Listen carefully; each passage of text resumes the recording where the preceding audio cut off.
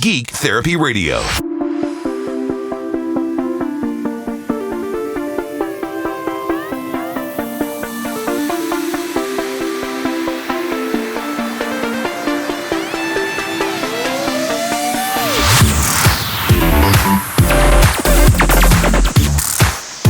Howdy, partners. Welcome to the Geek Therapy Radio podcast, based out of Houston, Texas. What if my accent was really like that? If you had just heard me, this is not going to be a show about accents, but if you had just heard me, I've done a show about accents. If you had just heard me on the street speaking in my normal speaking voice, which is what you hear more or less on Geek Therapy Radio, I do a little bit more of a broadcastery, kind of from the bottom of my diaphragm voice when I do a podcast or a radio show. But if you just heard me on the street, my accent, where would you think I was from? And I actually, now that I think about it, I'm asking kind of a rhetorical question, but if you want to let me know, you know how to get in touch with me, geektherapyradio.com. Just go right there, fill out that little contact form, and let me know where you think that I'm from based on my accent. Or, of course, you can email me, geektherapy@iheartmedia.com. Let me know on Twitter, Geek Therapy Radio on Twitter. I think actually the technical handle on Twitter is @GeekTherapyKPRC. But if you just search for Geek Therapy Radio, look for the red, white, and black color scheme. That's me. But let me know if you just heard me speaking just like this. Hey, man, how's it going? My name's Johnny. How you doing? Where would you think I was from?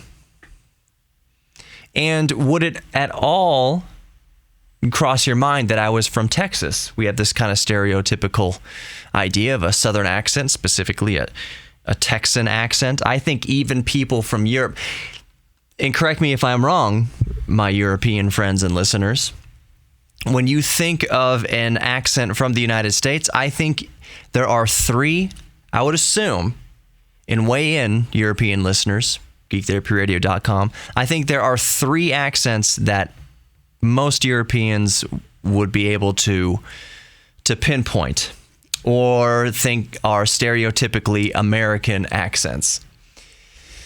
One, New York. Hey, how you doing? I'm from New York. All these accents are accents that you hear on TV, and since American TV is worldwide and most people, what they know about America is from TV, then they're going to hear these very characterized, very extreme accents. So you'll hear the New York accent, one. I think the second accent that is most stereotypical that a European might come to the mind of a European is Texan. Howdy, y'all.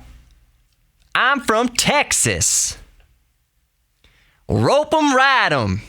Yeehaw! That's a very stereotypical Texan accent. And then you might think the third accent, if there is a third, I think New York accent number one, Texan accent number two, and the third most stereotyped would be West Coast. Like Valley Girl. Or surfer dude, totally dude. Wanna go surfing, brah? I was just chilling at the farmer's market. Caught me some gnar cabbage. That was a terrible West Coast accent. Terrible. But I think those are the top three. Maybe fourth would be Midwest. Don't you know? I'm from Wisconsin, don't you know? You hear that accent in the movie Fargo. It's a very popular movie, Fargo. So those top three with a possible fourth. New York accent, Texan accent, West Coast accent, and possibly a Midwest accent. Then it would go a little bit further, Boston accent, park the car. Park the car. Then there's a whole bunch of Southern accents, and that's the same thing. I mean, all I'm getting at is this. This is just where my mind goes at the beginning of the podcast here. I am going to talk about some techie kind of neat things here coming up. I got a new tablet. I want to talk about a DJI drone, a cool update that's happened or happening, about to happen. I'm not sure. But also AMD Ryzen Zen 3 5000 series chip, something in particular about that. But we're talking about accents here right off the bat. They're stereotypical accents, but anybody listening to this from any part of the world, whether you are from the UK and you speak the Queen's English, whether you're from Europe and you speak Dutch or French or German or whatever your native language is, or you're from Japan or the Middle East, you know that there's the stereotypical accent, and don't get me started on what a stereotypical Middle Eastern accent would be that most people would think. But you know, if you're from those regions, that the accents vary wildly. For instance, a Welsh accent, Cockney accent, Irish, Scottish, those are all from the same sort of region of the world mostly, but they are all very distinctive and different. Same thing with American accents. Same thing, you get into microcosms of American accents. Around the South, a Florida accent would be different than an Alabama accent, would be different than a Georgia accent. And then you say, let's just pick Georgia.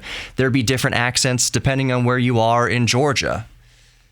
It's very nuanced. And I would imagine also, if you speak Dutch, there are probably a half a dozen, if not more so, accents in Dutch, depending on whether you're from Holland, that region of Holland. I don't know all the regions of the Netherlands, but it's Holland. There's different.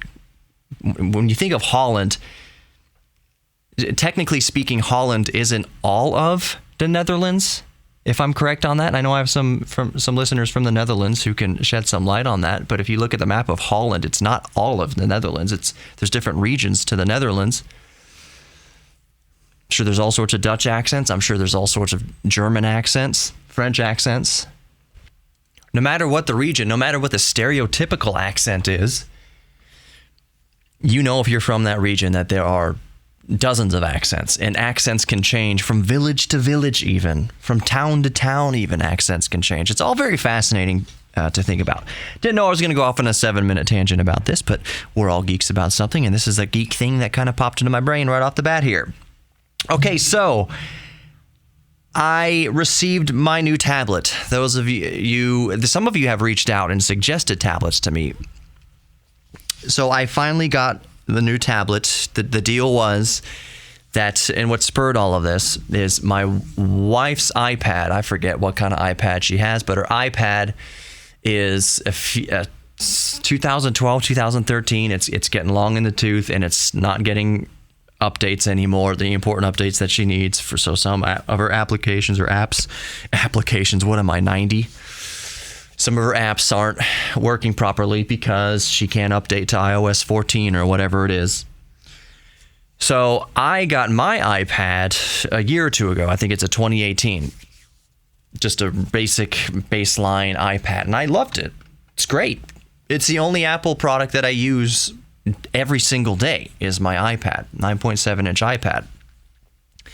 So the deal was, okay, well, I'll give you my iPad. It still has a few years left of life, and it's still a great tablet. The battery still lasts a long time. It's wonderful. It's snappy. It still gets every update that comes down.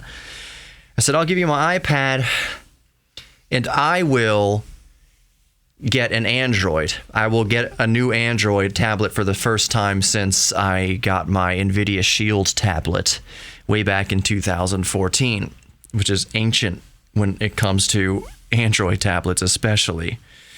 It's ancient when it comes to iPads also, but ancient especially when it comes to Android tablets.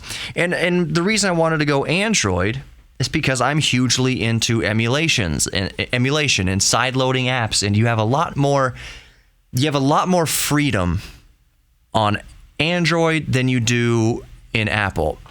Apple's apps are masterfully optimized for the iPad. Every app you use that I used, I can only speak for myself, every app that I used on my iPad worked almost perfectly. I mean, there was an occasional crash here and there. I think that comes down to a memory issue, RAM. some like Auto Trader. I'd be on Auto Trader looking for Chevy Bolts, and it would just crash or say that it couldn't populate the search or whatever. And sometimes it'd just go right to the desktop, right to the home screen out of nowhere, just be searching for something. And I think that was a kind of a RAM issue. But by and large, using the iPad as a consumption device, Netflix and surfing the web and listening to music. I would listen to podcasts every night when I go to bed through my iPad and a little Bluetooth earpiece. I love the iPad. I'm not giving up the iPad. I'm just giving it to my wife. If I need to use the iPad for something, it's still available. So I said, you know what? It's about time I jump back into a flagship Android tablet. So going to an Android tablet means that while no, the apps aren't as robust and polished as they are for iPad. For instance, there's a lot of drawing apps and apps for creators and comic book writers and drawers and painters and whatnot. There's apps for the iPad that are great, that work with the Apple Pencil perfectly. It feels like it's well thought out, all follow through. You feel like you have all the support in the world behind those apps. Whereas on the Android side, it's not so robust for those types of artistic apps. The Samsung, the S Pen is great. I don't use the S Pen all the time. The S Pen is really cool, and there are very cool apps, very cool artistic apps that facilitate that, but they doesn't feel as premium and as well thought out as the apps on the iPad. But the trade-off, though, is that while a lot of apps don't feel as polished and well thought out as it would coming on iOS, going to Android, they're still perfectly serviceable, and there are absolutely just stellar applications for the Android. But what you give up in any perceived kind of polish or support for well thought out, well supported apps is that you get a lot more freedom with what you can and can't install on an Android. You can use APKs. You can basically install whatever software you want. You don't have to go through all this app signature stuff, and you don't have to get it verified by Apple and everything. You can, if someone made an APK, if someone made an app for Android, it doesn't have to be verified. It's at your own risk. You can install it, like I said, at your own risk. There's a lot more freedom. And I always thought, here's the big thing. If I'm really honest with you, and I'm really honest with myself, gaming in Android, to me, is so much better for my needs and my use case. And I'm not saying gaming on the iPad is bad.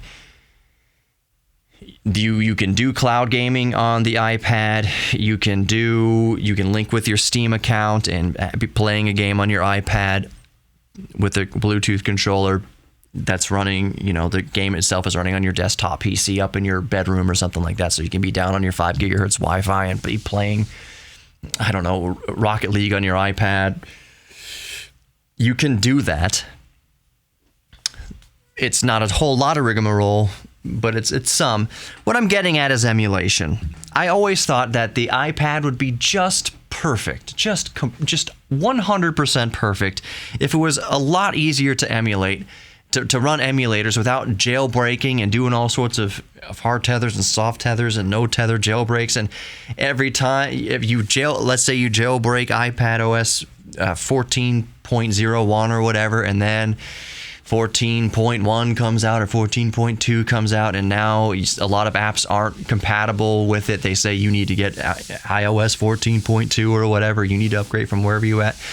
And there's this constant kind of cat and mouse chase between jailbreaking your iPad and then it's okay while those applications work on that version of iOS. And then if you really need to use an application, let's say your email client stops working on this older version of iOS, the jailbroken version of iOS, and now you need to upgrade to the new version of iOS, but that will mean that your device isn't jailbroken anymore, and there's always the question, will they jailbreak this new version of iOS, and do you want to wait a few weeks or months, days, weeks, or months for the jailbreak to happen on this new current version of iOS?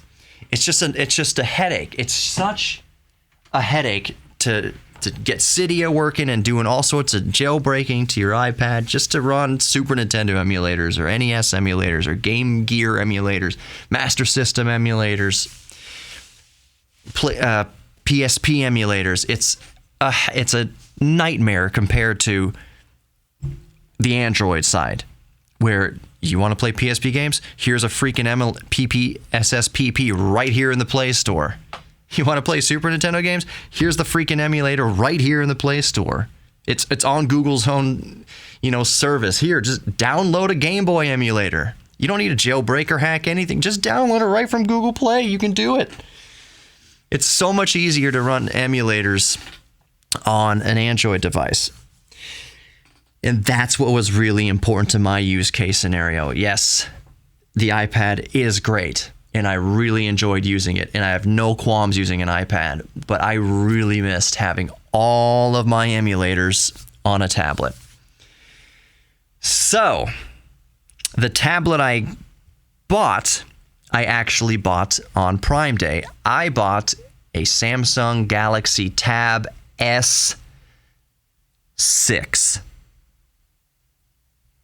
Not the S7, not the S7 Plus, not an older S4, not an S6 Lite. I bought a Samsung Galaxy Tab S6 with a Snapdragon 855, 8 gigs of RAM, and 256 gigabytes of storage, and a whole slew of other things that make this tablet awesome. I love this tablet. I've only had it for less than 24 hours, and I adore it. I've been running all my PSP games at full tilt. Let me tell you something. It'll get a little bit diverted here. Let's talk about how powerful it is at emulation. A lot of you listening to me right now probably know, or are probably also fans of a YouTube channel called ETA Prime. I love ETA Prime. And a lot of your ears just perked up. Oh man, I love ETA Prime too. ETA Prime, one reason why we love him is he does all sorts of very he digs deep into the testing emulation on various devices and products, from cheap laptops like the Amazon Kindle Fire 10, which is a great laptop, or great tablet, all the way up to flagship tablets like the iPad Pros and Samsung Galaxy Tab S7 Plus, let's say. So one of the things he showcases is how great it is to run kind of harder emulators. So PlayStation 2, which is still very iffy on tablets, even right now as a recording. PlayStation Portable, or so the PSP. Dolphin emulators, which the Dolphin emulates the GameCube and the Wii and the Wii U. And the Galaxy Tab S6 I have right here runs Dolphin amazingly. I tested out with Smash Brothers Brawl, 60 frames a second, no problem. Pairs right up to my Xbox One S controller over Bluetooth. It is almost flawless using the Dolphin emulator on the Galaxy Tab S6. PSP emulation through PPSSPP. God of War doesn't even bat an eye. Just no sweat running God of War. God of War for tablets and smartphones is always kind of the benchmark. As far as emulation is going, one of the benchmarks for emulation, for solid emulation, is God of War. Either of them, Ghosts of Sparta, Chains of Olympus, either of those for PSP. Can you emulate God of War on PPSSPP on your tablet or phone? And if it can, that means you've got a good device that's capable of, almost anything. That's state of the art. So obviously, yes, Snapdragon 855, God of War runs flawlessly on the Galaxy Tab S6. Mario Kart Wii, I just said Super Smash Brothers Brawl on Dolphin. I haven't tested out PS2 emulation. ETA Prime has, and when he did it, it's really not there yet. You're not going to be playing Shadow of the Colossus and anything playable. I wish one day, maybe. That all boils down to optimization of the PS2 emulation, and there's really not, as far as I know, a whole lot of activity as far as optimizing, anybody actively working steadily on optimizing PlayStation 2 emulation. So anyways, this Galaxy Tab S6, it's a year old, and it's still just an emulation beast. Just a bulldozer. It's amazing at emulation. And here's the kicker. I am running this tablet in power saving mode, which means that Snapdragon 855 processor, which is still a spectacular processor by 2020 standards even, that Snapdragon 855 is only running at peak 70% of its full capacity. 70%. I'm leaving 30%, a huge chunk, over a quarter, almost a third of the processing power on the table. That's how much headroom I have left, but I'm running it in this power saving mode. So the Dolphin emulator running Super Smash Bros. Brawl and GameCube games almost flawlessly, that's at only 70% capacity of what the processor is capable of. How's that for a kicker? The second kicker, and the biggest reason why I got the Tab S6 now, is that, hey, good timing. The Galaxy Tab S7 just came out, so of course the Tab S6 is going to have price discounts, and it perfectly coincided with Prime Day. A lot of people poo-poo on Prime Day, and I would admit that I don't really care too much about Amazon Prime Day. Forgot about it, really. But on Prime Day, the price had been reduced by like $150 from $700 to $550 for the Galaxy Tab S6 8GB version with 256 gigabytes of RAM. So it was down to $550 plus. Maybe I just got lucky, because it certainly isn't this way now, and it certainly wasn't this way even an hour after I ordered it. It lets you do that 0% 5 payments, 5-month payment plan. So $550 spread across 5 months. I'm paying, what is it, like $110, $120-ish a month for 5 months for this thing. It just made it all the more accessible. It was a perfect time to pick one up. That, if you have an Amazon like credit card or something like that, yeah, you can do these kind of payment plans. I think it's for a lot longer than 5 months. But every once in a while to Prime members, sounds like an ad for Amazon. Every once in a while to Prime members, you'll see an item offered that has just the 5-payment installment plan, just for no extra cost. That's usually on Amazon products like that Kindle Fire HD10 and Alexa's, sorry if it triggered it, and different kind of Amazon products.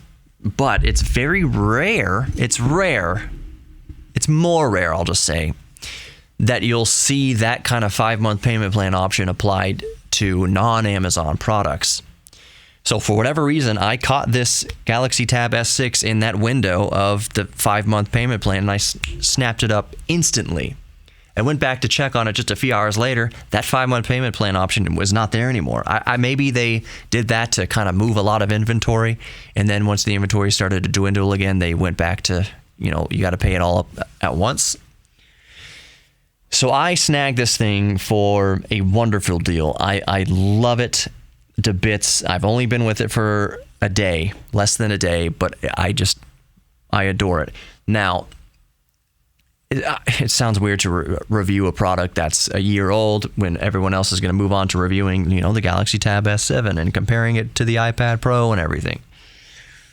But the reason I'm telling you all about this is because there are people like me, and I would imagine some of you, who aren't on this latest and greatest flagship game.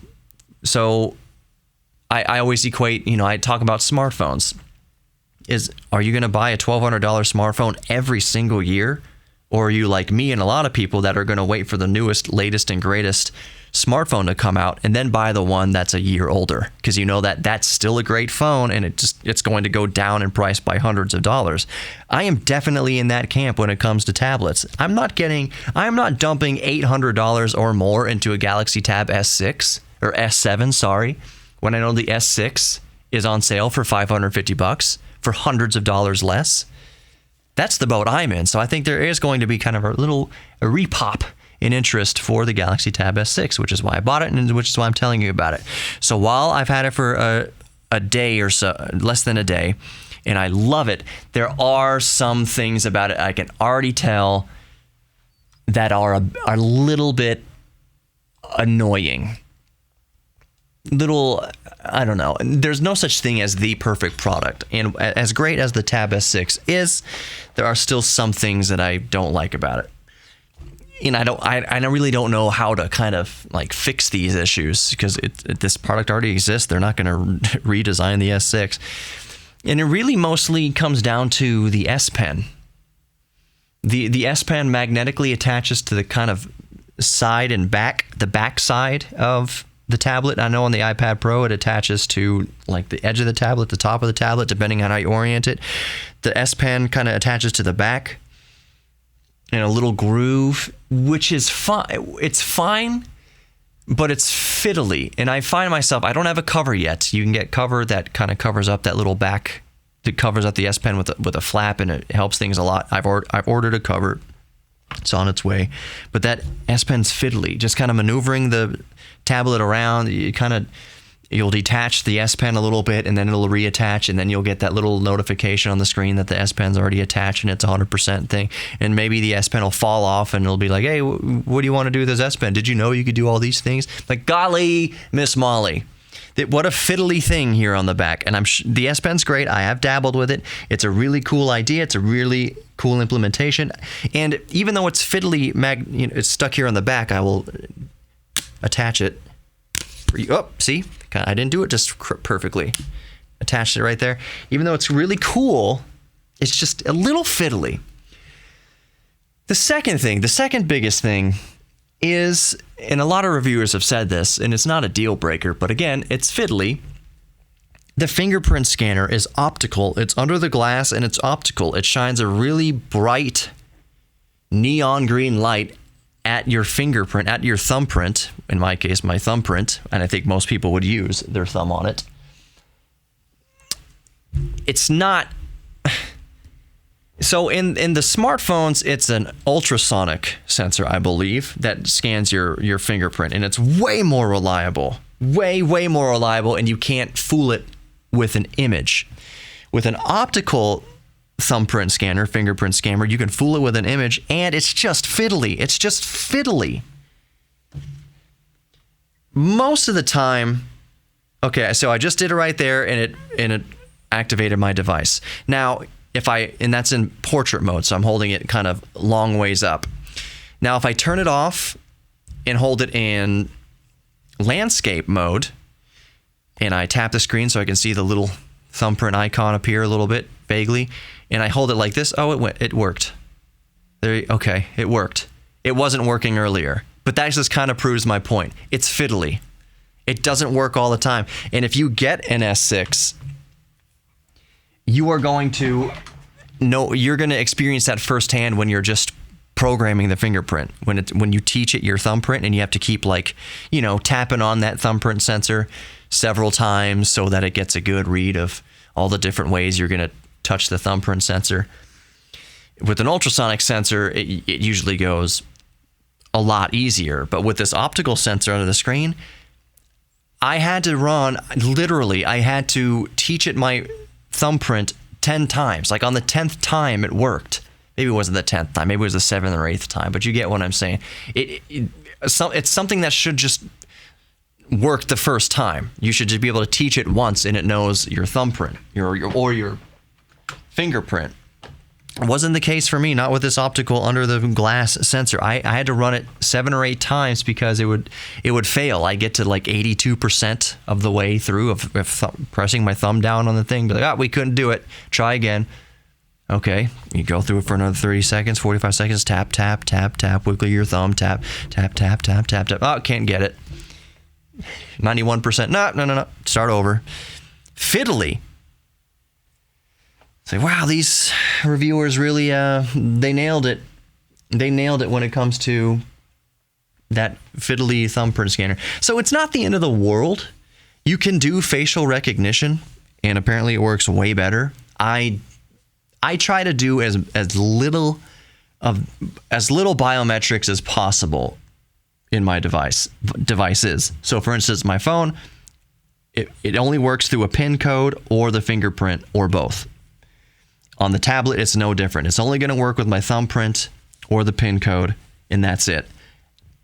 I have never done iris scan. I have never done facial recognition. I've always kind of just done the minimal. Two-factor authentication, two-method authentication, and that's it. Because I don't want to give Samsung my iris, and I don't want to give Samsung my facial recognition. It's bad enough that I'm doing my fingerprint, and I'm not getting all tinfoil hat here. But I just, it's kind of just due diligence and being as safe as you can with your identity and who you are. And when you're giving them, to me, this is just my opinion, when you're giving them your thumbprint and your iris scan and a facial scan, and a lot of times different companies, you're given your DNA. You don't have to give your DNA to unlock anything, but Ancestry.com and different sites like that, you are giving them your actual genetic makeup. It's nuts where we're at today. 1984 was about the government taking all that stuff from you by force. It was forced upon the population. What George Orwell got wrong is that we voluntarily give that up. We line up around the block to spend $1,200 at the Apple store so that we have the privilege of giving Apple our thumbprint, our iris scan, our facial recognition, and God knows what else. We pay to give them that stuff. Big Brother hasn't taken anything from us. Big Brother has convinced us, has associated an endorphin rush with us volunteering that information of our own accord because it feels good to us. It's kind of brilliant the way. And I don't think Orwell ever anticipated that we would be chomping at the bit to give that information to Big Brother. The future he foresaw was that Big Brother would take it by force. All right, now I'm going to take off my tinfoil hat and we will move on to the next subject. It's just funny. I'm not saying that if you give your iris or your facial recognition or you've sent off your DNA to places like Ancestry.com to figure out your genetics and your ancestry, I don't have anything against other people doing it. I'm not going to say that I'll never do it at some point in the future. I just think it's important that we're all on the same page, knowing what we're doing. And I've gone off on Geek Therapy Radio prior in the past, way back when, which is not that long ago for Geek Therapy Radio. I've only been on for about 3 years. But I've gone off on my tangents about, do I think that they're using this data, your thumbprints and iris and all your biometrics for evil? Do I think that Amazon and Apple and all of them and Zuckerberg and Facebook are collecting all this data from us to perpetrate evil upon us? Like they're going to cull the herd and kind of mass population control and extinction and group us up and put us in cages and things? No, I don't think it's that. Honestly, it's just to sell you toilet paper and crap you don't need. Really. So it's going to track your GPS and your location, and you've been browsing Amazon for tablets. Let's say I've been browsing Amazon for tablets. It's going to notice, hey, you're next to a Best Buy. Google's going to say, we notice you're next to a Best Buy. They've got Galaxy Tabs S6s on sale for $630 or whatever. That's what they're using all those biometrics for. We know you're close to this location, and we know because your smart refrigerator, your smart Samsung refrigerator, that you're low on bologna. You're close to an H-E-B. Bologna's on sale for 99 cents a pound or whatever. That's what it's using all that data for. It's just to market and sell us stuff. It knows our purchasing habits. It knows where we go. Google, man, it's freaky. Google knows where you've been. You can see your movement history in Google and in Google Maps. Here's the places. Here's your most traveled route. Here's how long you spent traveling. You sat at this location for this many minutes. You walked into. You visited this Kroger 3 times in the last month. It's crazy. So I don't think they're collecting all this data to round us up and put us in a mass grave. Sorry to be so dark. There's no financial incentive for them to do that. There's no financial incentive for them to kill us. There is financial incentive to keep getting our money, trying to convince us and persuade us to spend money at these places in a more optimized way. that they can sell to their advertisers. Hey, user number 5436522, iris is this, fingerprint is that. Here's their GPS location. They give in their DNA to Ancestry, based on all their history and their DNA and ancestry history. They're prone to having high blood cholesterol, and they go by this Walgreens or CVS at this frequency, these times during the week most likely. So let's send them an ad at this day of the week at this time right before work, that they need to go get some get their blood pressure checked, or go get some cholesterol medication, or visit their doctor. That's what they're using it all for. It's just to sell you stuff and more optimize you as a product to a seller. Really, and it's not evil. It's just to sell you stuff. It's always just to sell you stuff. Okay, now really putting the tinfoil hat down. I want to talk a little bit more about AMD Ryzen 5000 series processors. I am not an expert, kind of a jack of all trades here, but I'm not an expert on kind of CPU architecture. What I can tell you, though, is that the 5000 series chips are going to be even more so optimized to higher speeds of RAM. It's no stretch of the imagination. It's kind of common knowledge that AMD processors and AMD GPUs, like integrated graphics, APUs and such, are critically tied to the speed of the RAM.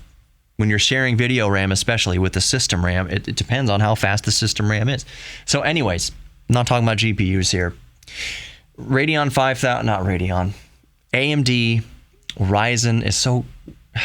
Let's get all the naming right. AMD Ryzen Zen 3 5000 series processors are even more optimized to fast RAM. And AMD, all I'm getting at here, the big takeaway, the point of all this, is that AMD says the sweet spot for 5000 series Ryzen processors is 4000 megahertz DDR4 RAM.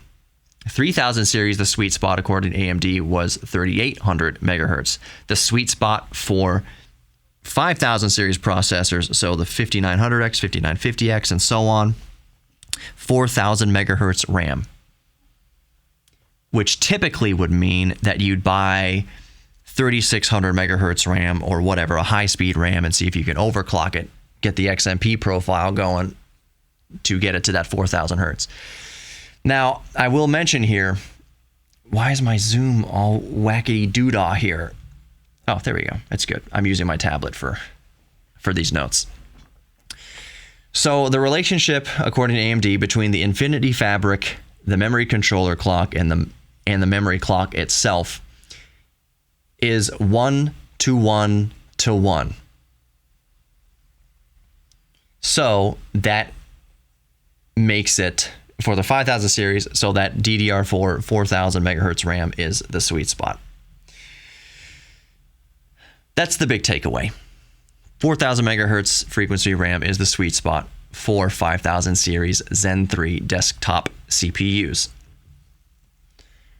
So I would wager, and I would implore, and I would advise that if you are building a brand new system, I'm saying a brand new system from scratch, and you're jumping on board to AMD with the 5000 series processors, you will do yourself a favor to go ahead and pick up RAM capable of hitting 4000 megahertz. That's the nugget of information you can take away from this. All right, so let's pause real quick. We're about 38 minutes, 39-ish minutes in here. Let's pause for the ad. I just want to say real quick, these ads, I don't know what ad you're going to hear. Whatever you hear is not necessarily endorsed by Geek Therapy Radio. So if it goes to an ad about a vape shop, or I don't know what the heck, I have no idea. Like some sort of detention center on the border. I have no freaking idea. Or a political ad. Whatever you're about to hear in these ads, I do not necessarily endorse. So anyways, let's play the ad now and just get it out of the way. All right, so the last topic to discuss here in Geek Therapy Radio podcast today has to do with the drones. And I'm going to talk about a specific product here, but it's the overall concept in general that I find the most fascinating, and hopefully you'll find fascinating too. There's no way I don't have listeners who haven't at least dabbled with drones. When's the last time you've flown your drone? It's fun. I am a drone, I would say, enthusiast a bit. I think they're really cool. I think they're really cool, and I freaking love my DJI Mavic Pro. It's a first generation Mavic Pro. I adore it. It is an amazing tool. It's not just fun, but it's an amazing tool. And if you watch any of my YouTube videos, I try to break out the drone more and more often now. So I friggin' love my drone. Well, a Chinese website has revealed that a recent update in the DJI Fly app for, the Mavic Mini, that the recent update increases the range by double. It gives you twice the range, at least for the signal. That doesn't mean you can fly it. It's not increasing battery capacity. That's not what we're talking about here. We're talking about communication range, video range, and whatnot.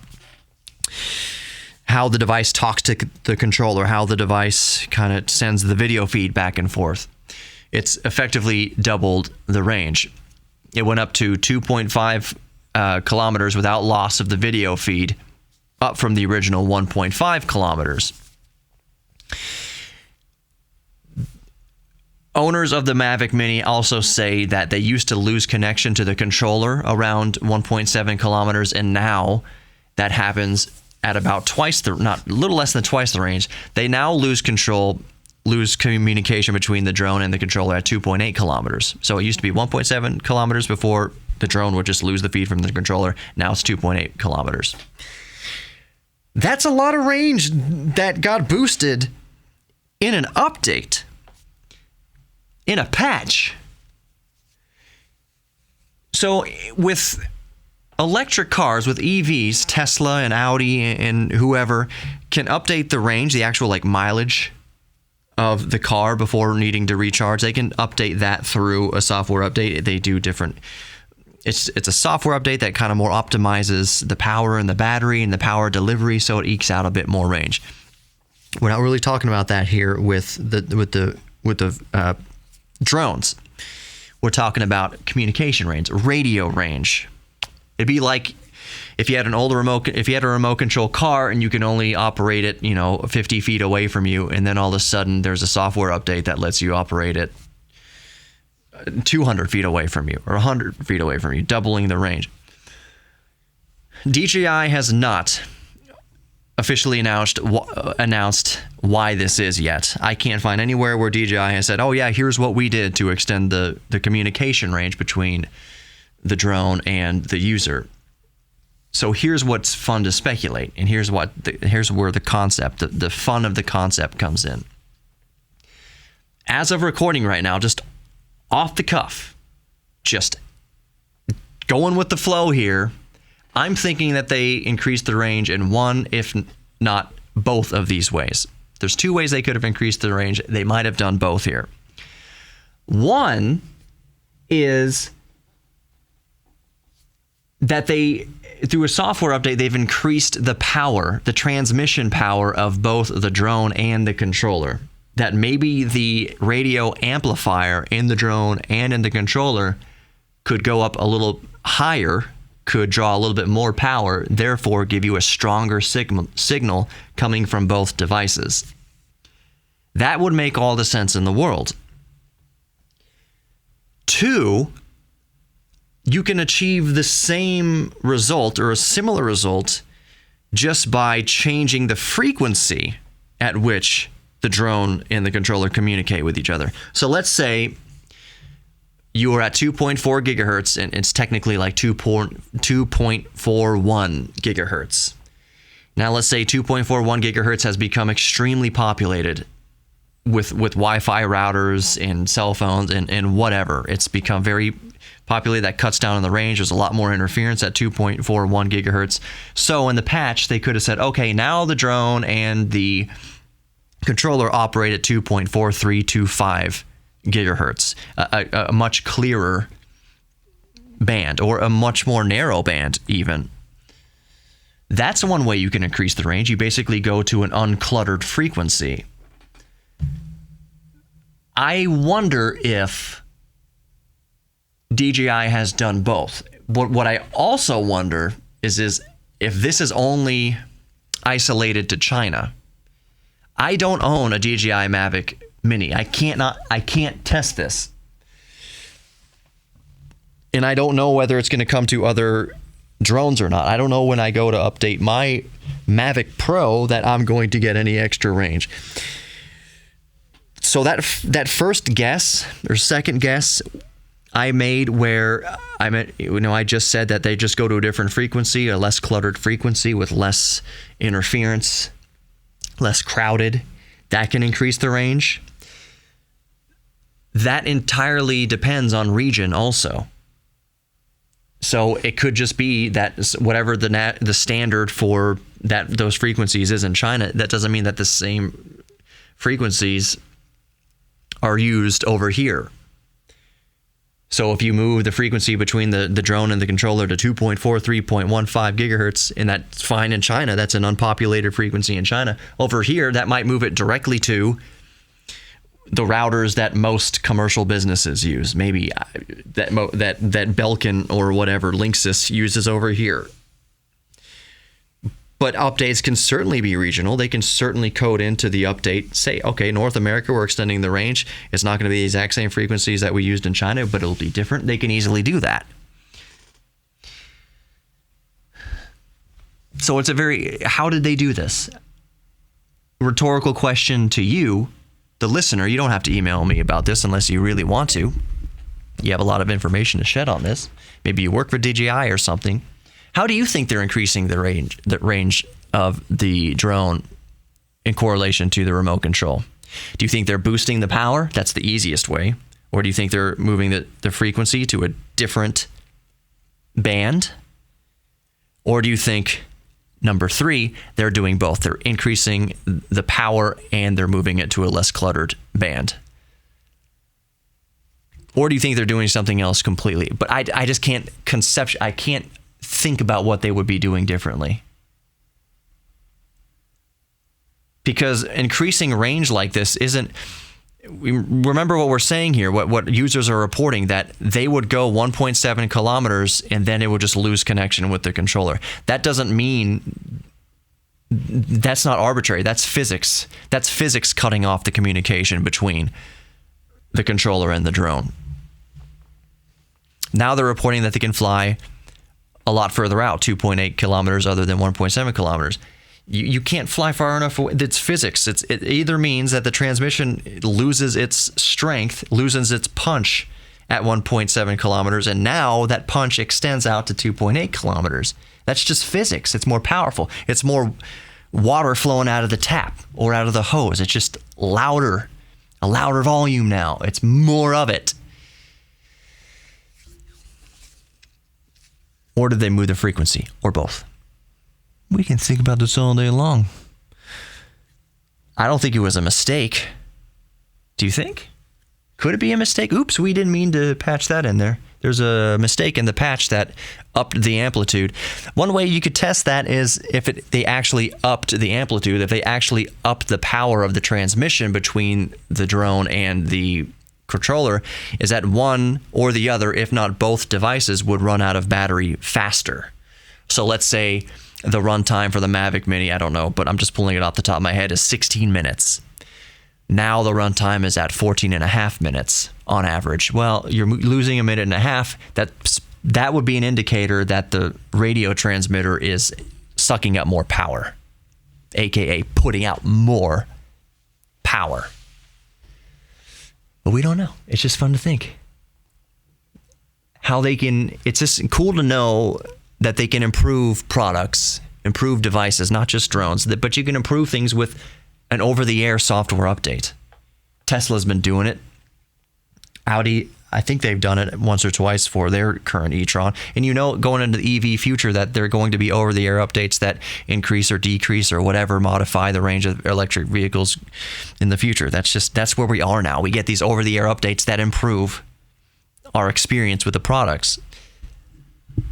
but I've never heard of a software update improving the range of a drone, the radio transmission range of the drone. That's cool. And I'm not saying it hasn't happened before. This is the first time I've ever heard about it. And with a huge company like DJI, which DJI is pretty much and effectively the Apple of drones, of the drone marketplace, it's just really cool. I think that's all I got to say for right now. You know that I could go on for another 2 hours just by myself, running my mouth about whatever's coming to mind, other, geeky subjects. I almost wanted to go off on a 5G tangent. I won't. I get so butthurt about 5G. So I'm just going to leave it here. Thank you so much for listening to the Geek Therapy Radio podcast. Remember, share it with your friends if you think they'll enjoy it. If you enjoy it and you think they'll enjoy it, word of mouth would be amazing. So share Geek Therapy Radio with your friends if you're so inclined. That would help out a lot. We are getting down to the wire. My son's going to be born soon. I am very excited to geek out with my little boy. Above all else, if you don't take anything else away from the podcast, from listening to this, if you've been listening for 3 years and you don't take anything away from this at all, you think I'm a dumbass, you think I'm stupid, whatever, I'm prone to being stupid sometimes, or if you think this whole thing is great, you think I've been great, whatever I've said, if you forget anything I've said, if you remember anything I say, the one thing I need you to remember and take away from this, please, is to know that you are worthy of love. To know that you are worthy of giving love, saying I love you to somebody, and you're worthy of them repeating it back to you, I love you. You say, yeah, I'm worthy of that. Thank you so much for loving me.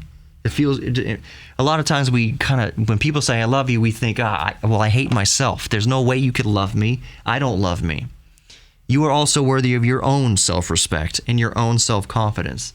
It's okay to love and be loved. Please take that away. I'm not being all hippy-dippy and frou-frou about this. The world is a cold, hurtful place. There is evil in this world. There's good in this world.